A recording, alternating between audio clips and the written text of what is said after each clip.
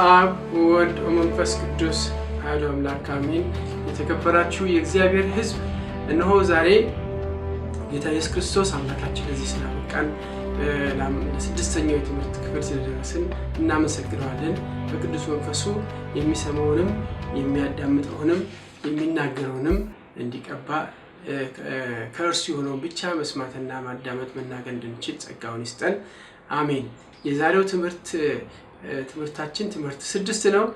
ያለፈው ትምህርት 5 ላይ ስለ ትውፊት አንስተን ነበረ።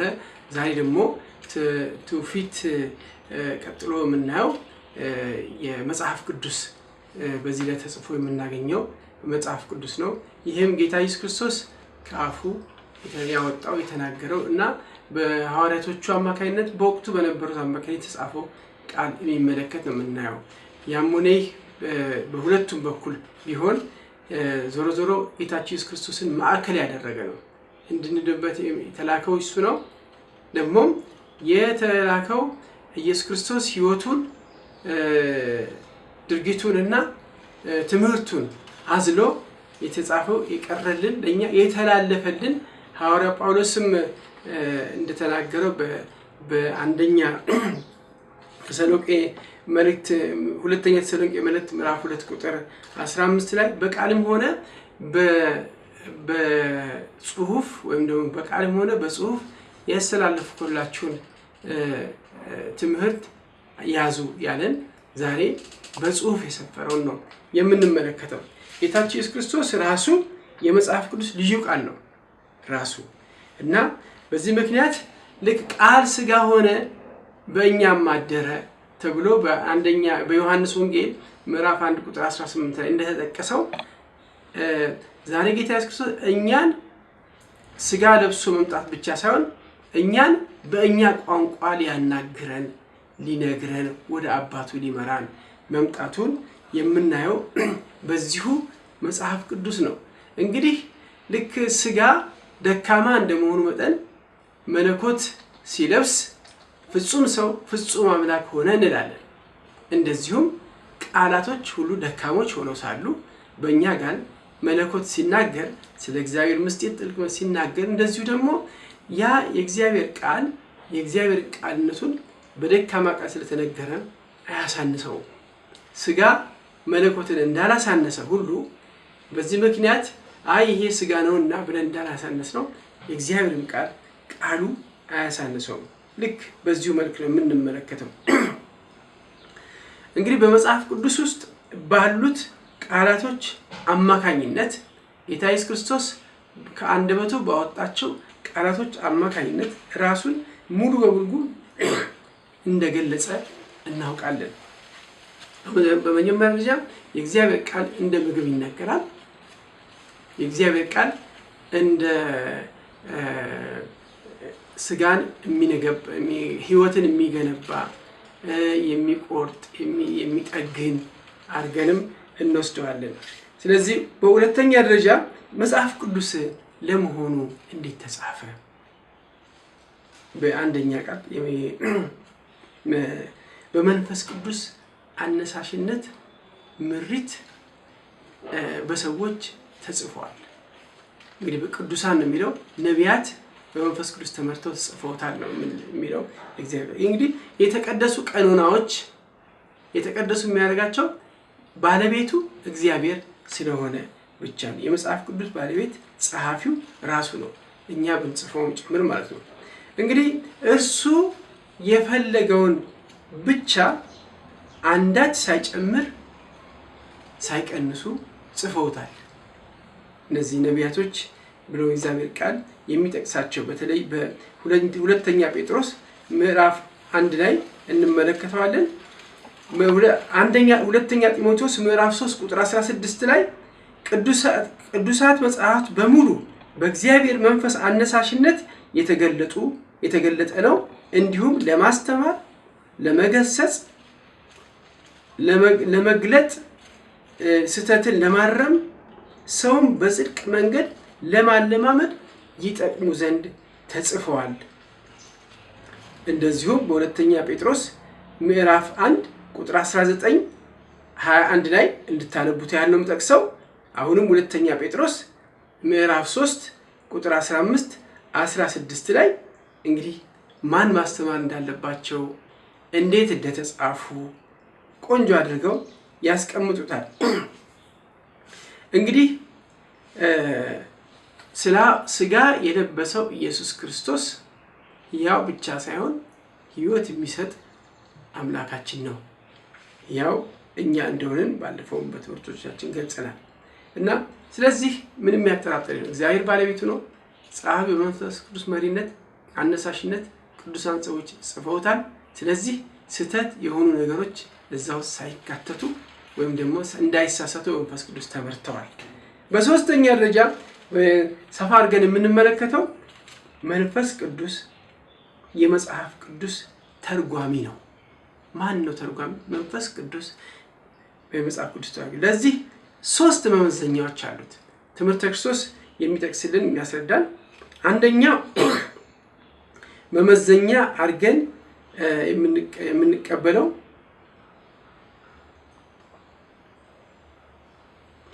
ለመላው መጽሐፍ ቅዱስ ይዘት ጋራ የሚኖረው ስምምነት። እንግዲህ መጽሐፍ ቅዱስ አንዱ ቦታ ከሌላ ቦታ ጋር አይጣረዝም፣ አንደኛ አይፋለስም። እንደዚሁም ደግሞ ያው ትውፊታዊ ባህሪም አለው። ምክንያቱም ተቀባብሎ ሲወርድ ሲዋረድ በአንድ ወቅት ላይ ወደ ጽሑፍ ሰፍሯል። ይህንን ከዛ ደግሞ የእምነትም ንጽጽር አለው። ምክንያቱም በሮሜ መልእክት ምዕራፍ 12 ቁጥር 6 ላይ ይህን እምነትን የሚጠይቅ መሆኑን ይናገራል። ያም ሆነ ይህ መጽሐፍ ቅዱስ በጽሑፍ የተቀመጠ የማይናገር ቃል ነው። እኛ እንግዲህ ስናነበው ያን ጊዜ የበለጠ ሕይወት ያገኛል እና ስለዚህ የመጽሐፍ ቅዱስ የመጽሐፍ ቅዱስ ትርጓሜ ስንሄድ በሁለት መልክ እንከፍለዋለን። መጽሐፍ ቅዱስ ትርጓሜ ይህም አንደኛ ቃል በቃል የሚተረጎም፣ ሁለተኛ መንፈሳዊ ትርጓሜ ተብሎ መንፈሳዊ ትርጓሜ ነው ደግሞ ራሱ በ3 እንከፍለዋለን። መንፈሳዊ ትርጓሜ በ3 የምንከፍለው የመጀመሪያው ቀጥተኛና መንፈሳዊ ትርጓሜ ምሳሌያዊ፣ ስነ ምግባራዊ፣ ትንታኔያዊ ትርጓሜ ብለን እናስቀምጠዋለን። እነዚህ እንግዲህ ምንድነው? ሁሉም ለሰው ልጅ ጥቅም ነው። የመጀመሪያው ቀጥተኛ ትርጉም ነው። ቃላት ቃል በቃል ስለሆነ ድርጊቶችን፣ ታሪኮችን አገናዝቦ አዛምዶ የሚያይ ሰፊ ትንታኔ ያለው ነው ቃል በቃል ትርጓሜ የምንለው። ቃል እንግዲህ በዚህ አንጻር ስናየው ፊደልን የሚመለከት ነው። ፊደል ታሪክን፣ ድርጊትን የሚተርክ ስለሆነ ለዚህ ነው ቃል በቃል የሚለው። የምንለውጠው፣ የምንጨምረው፣ የምንተረጉመው ነገር የለም። ቃል በቃል ነው። ሁለተኛው መንፈሳዊ የምንለው ምሳሌያዊ ባህሪ ያለው፣ ስነ ምግባራዊ ባህሪ ያለው፣ ምርምራዊ ባህሪ ያለው እና የምሳሌያዊ ብለን የምለው እንግዲህ አንዳንዶች አናጎሪካል የሚሉት ነው። ስነ ምግባራዊ የምንለው በውጭ ቋንቋ አጠራር ሞራላዊ የምንለው ነው። እንደዚሁ ደግሞ ምርምራዊ የምንለው አናጎጂካል የሚሉት ነው። ስለዚህ ምሳሌያዊ የምንለው እምነትን የሚመለከት ነው። ቅድም ፊደላዊ ወይም ደግሞ ቃል በቃል ትርጉም የተባለው ድርጊትን እንደሚመለከት፣ ምሳሌያዊ ደግሞ እምነትን የሚመለከት ነው። እምነትን የሚያነሳሳ ነው። እምነትን የሚጨክን ነው። እምነትን የሚሰጥ ነው። ስለ እምነት የሚናገር ነው። ስለ ምግባራዊ ደግሞ ሰው ስራን ተግባራችን ነው። እንግዲህ የዕለት ተዕለት ኑሯችን ነው። የዕለት ተዕለት ሩጫችንን ከሰው ጋር ከእግዚአብሔር ጋር ያሉንን ግንኙነታችንን በሚመለከት የሚገስጽ የሚያስተምር መንገድ የሚመራ ነው። ምርምራዊ የምንለው የነገው የህይወታችን እጣ ክፍል የሚመለከት ነው። እንግዲህ ከእግዚአብሔር ጋር ያለን ግንኙነት፣ ነገ የምንሄደው ምግባችን የት ነው፣ መግቢያችን የት ነው፣ መውጫችን የት ነው ብለን የምንጠይቅባቸው በተለያዩ ቦታዎች እንግዲህ ከዚህ ዞሮ ዞሮ የመጽሐፍ ቅዱስ አስተማሪ ብለን የምንላት እናታችን ቤተክርስቲያን ነች። እንግዲህ በአጭሩ ለማስቀመጥ ያህል የእግዚአብሔር ቃል እንግዲህ ዛሬ በእጃችን ገብቶ መጽሐፍ ቅዱስ ብለን የምንጠቅሰው ይህ ቃል ስለ ጌታችን ኢየሱስ ክርስቶስ ቃል ሥጋ ሆነ ጸጋንና እውነት ተሞልቶ በእኛ አደረ የተባለው የእርሱ ሰው ከሆነ በኋላ በቃሉ የተናገረ ነው። ሰው ከእግዚአብሔር አፍ በሚወጣው ቃል እንጂ በዳቦ ብቻ አይኖርም የተባለው ዛሬ አንዱ እንደ ምግብ ያልኳቸው እንደ ምግብ የሚቆጠራል የምላችሁ በኋላ በሚቀጥለው ትምህርታችን ላይ የምናያቸው የመጽሐፍ ቅዱስ ቀኖና ተብሎ የምናየውና በተለይ ደግሞ መጽሐፍ ቅዱስ በቤተ ክርስቲያን ሕይወት ውስጥ ምን ላይ ነው የምንጠቀምበት እንዴት ነው ብለን የምንመለከተው ክፍል ነው። ለዛሬው እንግዲህ እነዚህ ክርስቶስ ማንነት ከክርስቶስ ጋር የተዛመደውን ነገር የእግዚአብሔር ቃልና ሥጋ እንደዚሁም ደግሞ አጻጻፉ ደግሞ በመንፈስ ቅዱስ የተመራ እንደሆነና የተሳሳተ ነገር መንፈስ ቅዱስ እንደሚጠብቅ ከስህተት እንደሚጠብቅ እንደዚሁም ደግሞ ትርጓሜው ደግሞ አሁንም እርስ በርስ መጽሐፍ ቅዱስ የሚስማማ ባለቤታ የትርጉም ባለቤት ደግሞ አድራ የሰጠችው ቤተክርስቲያን እንደሆነች ካወቅን በሚቀጥለው ትምህርታችን በይበልጥ በዝርዝር የቀሩትን 2 ነጥቦችን እንመለከታለን። ለዛሬው እግዚአብሔር ስለሰጠን ትምህርት ክብር ምስጋና ለእርሱ ይሁን።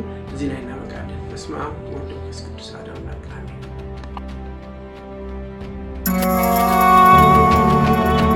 በስመ አብ ወወልድ ወመንፈስ ቅዱስ አሐዱ አምላክ አሜን። የተከበራችሁ የእግዚአብሔር ሕዝብ እነሆ ዛሬ ጌታ ኢየሱስ ክርስቶስ አምላካችን ለዚህ ስላበቃን ለስድስተኛው የትምህርት ክፍል ስለደረስን እናመሰግነዋለን። በቅዱስ መንፈሱ የሚሰማውንም የሚያዳምጠውንም የሚናገረውንም እንዲቀባ ከእርሱ የሆነውን ብቻ መስማትና ማዳመጥ መናገር እንድንችል ጸጋውን ይስጠን። አሜን። የዛሬው ትምህርታችን ትምህርት 6 ነው።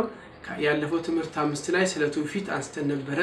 ዛሬ ደግሞ ትውፊት ቀጥሎ የምናየው የመጽሐፍ ቅዱስ በዚህ ላይ ተጽፎ የምናገኘው መጽሐፍ ቅዱስ ነው። ይህም ጌታ ኢየሱስ ክርስቶስ ከአፉ ያወጣው የተናገረው እና በሐዋርያቶቹ አማካይነት በወቅቱ በነበሩት አማካይነት የተጻፈው ቃል የሚመለከት ነው የምናየው። ያሙኔ በሁለቱም በኩል ቢሆን ዞሮ ዞሮ ጌታችን ኢየሱስ ክርስቶስን ማዕከል ያደረገ ነው። እንድንድበት የተላከው እሱ ነው። ደግሞ የተላከው ኢየሱስ ክርስቶስ ሕይወቱን ድርጊቱንና ትምህርቱን አዝሎ የተጻፈው የቀረልን ለኛ የተላለፈልን ሐዋርያ ጳውሎስም እንደተናገረው በአንደኛ ተሰሎንቄ መልእክት ሁለተኛ ተሰሎንቄ መልእክት ምዕራፍ 2 ቁጥር 15 ላይ በቃልም ሆነ በጽሁፍ ወይም ደግሞ በቃልም ሆነ በጽሁፍ ያስተላለፍኩላችሁን ትምህርት ያዙ ያለን ዛሬ በጽሁፍ የሰፈረውን ነው የምንመለከተው። ጌታችን ኢየሱስ ክርስቶስ ራሱ የመጽሐፍ ቅዱስ ልዩ ቃል ነው ራሱ እና በዚህ ምክንያት ልክ ቃል ሥጋ ሆነ በእኛም አደረ ተብሎ በዮሐንስ ወንጌል ምዕራፍ 1 ቁጥር 18 ላይ እንደተጠቀሰው ዛሬ ጌታ ኢየሱስ ክርስቶስ እኛን ሥጋ ለብሶ መምጣት ብቻ ሳይሆን እኛን በእኛ ቋንቋ ሊያናግረን ሊነግረን ወደ አባቱ ሊመራን መምጣቱን የምናየው በዚሁ መጽሐፍ ቅዱስ ነው። እንግዲህ ልክ ሥጋ ደካማ እንደመሆኑ መጠን መለኮት ሲለብስ ፍጹም ሰው ፍጹም አምላክ ሆነ እንላለን። እንደዚሁም ቃላቶች ሁሉ ደካሞች ሆነው ሳሉ በእኛ ጋር መለኮት ሲናገር ስለ እግዚአብሔር ምስጢር ጥልቅ ሲናገር እንደዚሁ ደግሞ ያ የእግዚአብሔር ቃልነቱን በደካማ ቃል ስለተነገረ አያሳንሰው። ሥጋ መለኮትን እንዳላሳነሰ ሁሉ በዚህ ምክንያት ይሄ ሥጋ ነውና ብለን እንዳላሳነስ ነው የእግዚአብሔርን ቃሉ አያሳንሰውም። ልክ በዚሁ መልክ ነው የምንመለከተው። እንግዲህ በመጽሐፍ ቅዱስ ውስጥ ባሉት ቃላቶች አማካኝነት ጌታ ኢየሱስ ክርስቶስ ከአንደበቱ ባወጣቸው ቃላቶች አማካኝነት ራሱን ሙሉ በሙሉ እንደገለጸ እናውቃለን። በመጀመሪያ ደረጃ የእግዚአብሔር ቃል እንደ ምግብ ይናገራል። የእግዚአብሔር ቃል እንደ ስጋን ህይወትን የሚገነባ የሚቆርጥ የሚጠግን አድርገንም እንወስደዋለን። ስለዚህ በሁለተኛ ደረጃ መጽሐፍ ቅዱስ ለመሆኑ እንዴት ተጻፈ? በአንደኛ ቃል በመንፈስ ቅዱስ አነሳሽነት ምሪት በሰዎች ተጽፏል። እንግዲህ በቅዱሳን ነው የሚለው፣ ነቢያት በመንፈስ ቅዱስ ተመርተው ተጽፈውታል ነው የሚለው እግዚአብሔር። እንግዲህ የተቀደሱ ቀኖናዎች የተቀደሱ የሚያደርጋቸው ባለቤቱ እግዚአብሔር ስለሆነ ብቻ ነው። የመጽሐፍ ቅዱስ ባለቤት ጸሐፊው ራሱ ነው፣ እኛ ብንጽፈውም ጭምር ማለት ነው። እንግዲህ እርሱ የፈለገውን ብቻ አንዳች ሳይጨምር ሳይቀንሱ ጽፈውታል።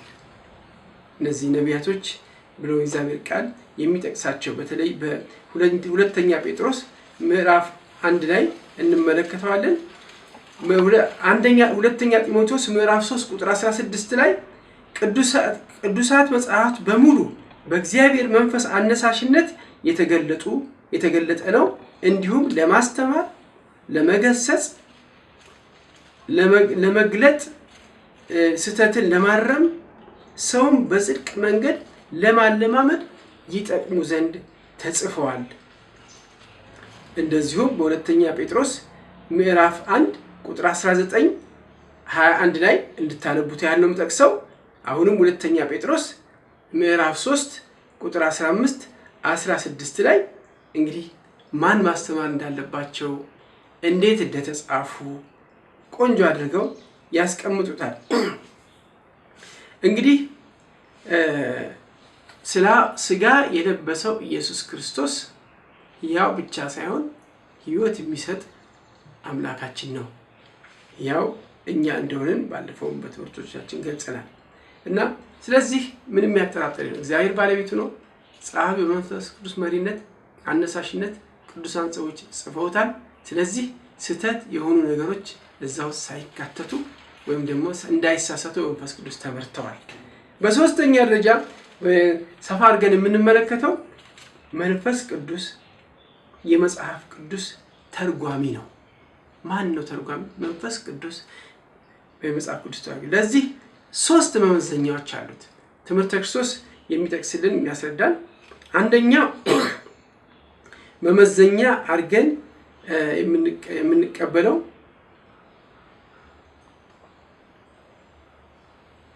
ለመላው መጽሐፍ ቅዱስ ይዘት ጋራ የሚኖረው ስምምነት። እንግዲህ መጽሐፍ ቅዱስ አንዱ ቦታ ከሌላ ቦታ ጋር አይጣረዝም፣ አንደኛ አይፋለስም። እንደዚሁም ደግሞ ያው ትውፊታዊ ባህሪም አለው። ምክንያቱም ተቀባብሎ ሲወርድ ሲዋረድ በአንድ ወቅት ላይ ወደ ጽሑፍ ሰፍሯል። ይህንን ከዛ ደግሞ የእምነትም ንጽጽር አለው። ምክንያቱም በሮሜ መልእክት ምዕራፍ 12 ቁጥር 6 ላይ ይህን እምነትን የሚጠይቅ መሆኑን ይናገራል። ያሙኔ መጽሐፍ ቅዱስ በጽሑፍ የተቀመጠ የማይናገር ቃል ነው። እኛ እንግዲህ ስናነበው ያን ጊዜ የበለጠ ሕይወት ያገኛል እና ስለዚህ የመጽሐፍ ቅዱስ የመጽሐፍ ቅዱስ ትርጓሜ ስንሄድ በሁለት መልክ እንከፍለዋለን። መጽሐፍ ቅዱስ ትርጓሜ ይህም አንደኛ ቃል በቃል የሚተረጎም፣ ሁለተኛ መንፈሳዊ ትርጓሜ ተብሎ በሁለት። መንፈሳዊ ትርጓሜ ነው ደግሞ ራሱ በሶስት እንከፍለዋለን።